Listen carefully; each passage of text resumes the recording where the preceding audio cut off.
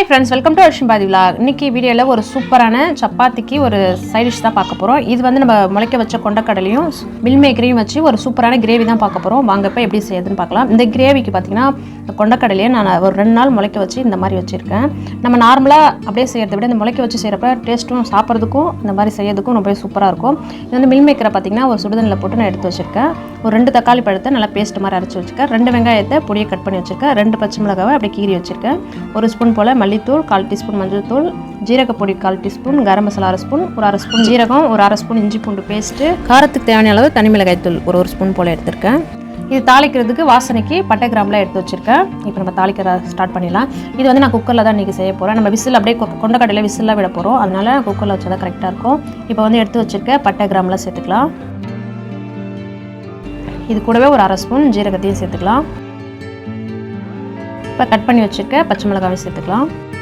நல்லா வதங்கிடுச்சு. இப்போ நம்ம கட் பண்ணி வச்சுருக்க வெங்காயத்தையும் சேர்த்துக்கலாம். நல்லா வெங்காயம் வதங்கட்டும்.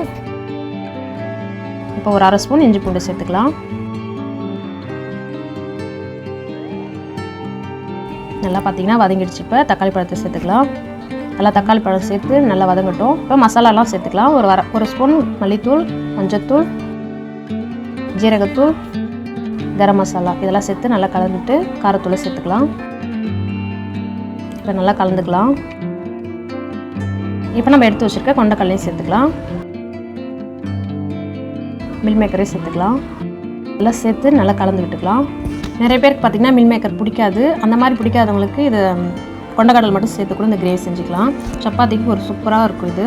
இப்போ இந்த கிரேவிக்கு தேவையான உப்பு சேர்த்து நம்ம கிரேவிக்கு எவ்வளோ தண்ணி தேவையோ அந்த அளவுக்கு சேர்த்துக்கலாம்.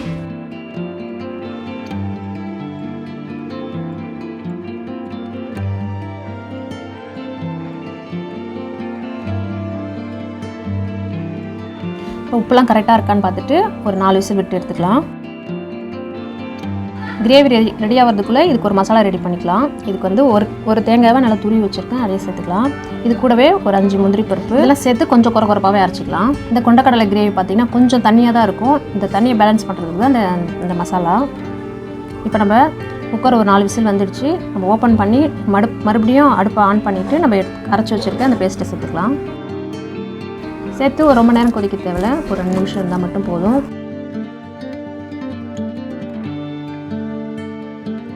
பாருங்கள், பார்க்குறதுக்கு கிரேவி ரொம்ப சூப்பராக இருக்குது. அவ்வளோதான், கிரேவி ரெடி ஆகிடுச்சு. நம்ம இப்போ லாஸ்ட்டாக வாசனைக்கு கட் பண்ணி வச்ச கொத்தமல்லி சேர்த்துக்கலாம் மேலே. இதில் வந்து மில் மேக்கர் அப்படியே ஒரு மாதிரி டேஸ்ட் இருக்கும்னு நினைக்க தேவையில்ல. இதில் வந்து இந்த மில் மேக்கர் பார்த்திங்கன்னா இந்த மசாலாலாம் இறங்கி நம்ம சேர்த்துருக்கதே தெரியாது, நல்லாவே இருக்கும். இந்த மசாலாவோடு சேர்த்து ரொம்பவே சூப்பராக இருக்கும். இது வந்து சப்பாத்திக்கு ரொம்பவே சூப்பராக இருக்கும். கண்டிப்பாக ட்ரை பண்ணி பாருங்கள். இந்த வீடியோ பிடிச்சிருக்குன்னு நினைக்கிறேன். இந்த வீடியோ பிடிச்சிருந்தா ஒரு லைக் பண்ணுங்கள். மறக்காமல் நம்ம சேனலை சப்ஸ்கிரைப் பண்ணிக்கோங்க.